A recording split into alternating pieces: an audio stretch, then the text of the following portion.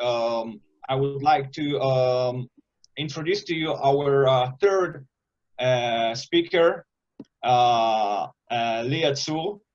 Lia is basically she's an expert in risk management, fraud prevention, cybersecurity, and she's been working over 16 years with the leading banks and other financial companies here in Israel.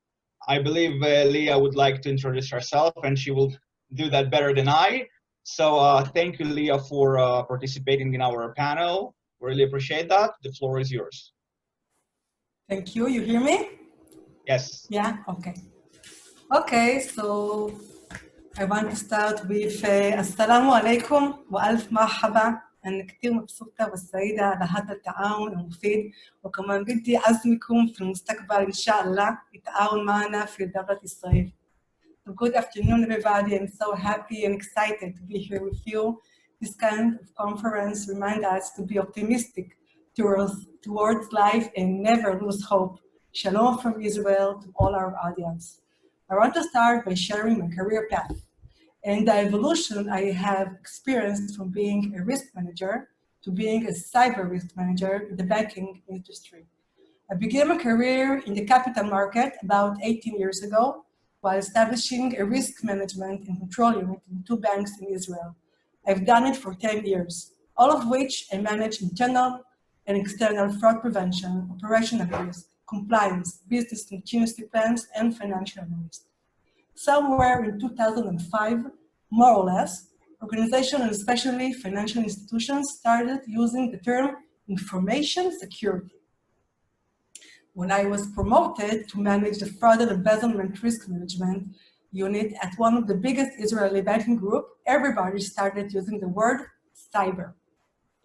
Something interesting has happened regarding cybersecurity in the financial institution, and more precisely in the banking industry. Historically, there were a number of units which operated separately. On the one hand, there was the information security unit, and on the other hand, there were the internal fraud, the risk management, the internal monitoring and investigation unit, and so on. The kind of risk management was enough or sufficient for those days. The hackers hadn't been so sophisticated and advanced as they are today. The more advanced technological and managerial abilities the hackers and the criminal organization get, in parallel, the same we need to implement in the organization gatekeepers units. It's like a game of cat and dogs, right?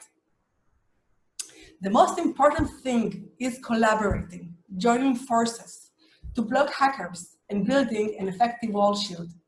We realized that in the most sophisticated attacks, there were collaboration with external entities. And over time, we realized that most attacks involved an insider, either by social engineering, threat, or bribes.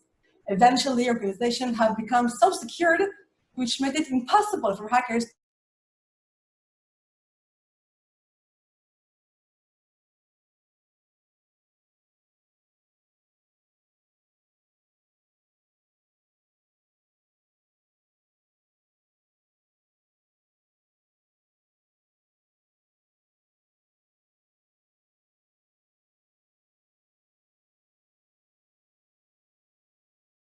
inside threat.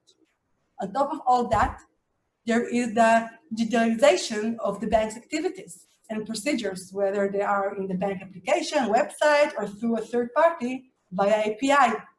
So what do we get? A pretty large exposure towards cyber attacks. The days where clerks identified and personally knew their clients, verified each and every transaction, are already gone. Today, most transactions are operated end-to-end automatically, including the controls. This business model has obviously brought a lot of advantages and benefits, such as advancement, modernization, globality, cost reduction, efficiency, and a lot more. However, it has also brought a new risk. If a hacker gets into our network and we have end-to-end automated procedures, then they can shut down the controls, delete all the logs to their actions, and just get the money or the data and go rest in Hawaii with the flowers. We want and need to monitor business process along with the technological process and procedures. In order to effectively detect the transaction, we need to determine what a anomaly transaction is, and to remember that there must be a contact expert, one who knows the business. This evolution I've just described is the new, next generation, if you will, method that the cybersecurity is aiming towards. This is the future, the cyber risk management. Look at this as building a building. The foundation of the building was basic security system, such as antivirus and encrypted communication. Then we continue building the lobby and the first floor with cyber awareness, security operations center analysis, and lastly, we get to the penthouse. Where there is the money, there is a will. And where there is a will, there is a way. There are criminals and thieves that will be in the business. The ROI of the hackers are very high. Therefore, we can see those methods, especially in the financial institutions, that are bound to be attacked compared to other sectors. And of course, they have more strict cybersecurity regulations. Regarding the technological aspects, there are many software companies which sell different solutions of anomaly detection.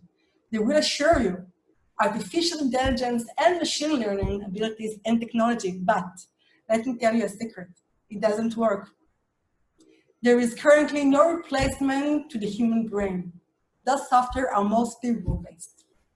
The best practice methods are managing all the monitoring and detection in one-stop shop, one big security operations center.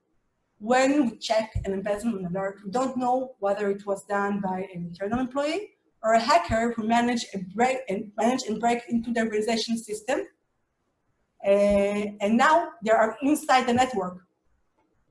The way we will operate and react to every scenario is completely different. On top of all this, every piece of information is like a piece in a big puzzle. The more pieces we get, the higher chance that we see the whole picture. Unfortunately, due to organizational politics and a lot of ego, data doesn't flow smoothly between the units, and the interface are not always the best ones.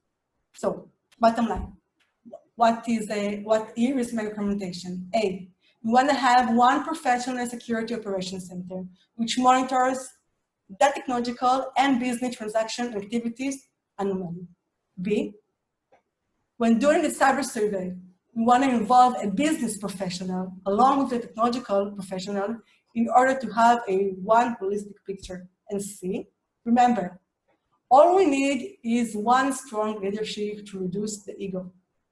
So thank you very much. Thank you for your time.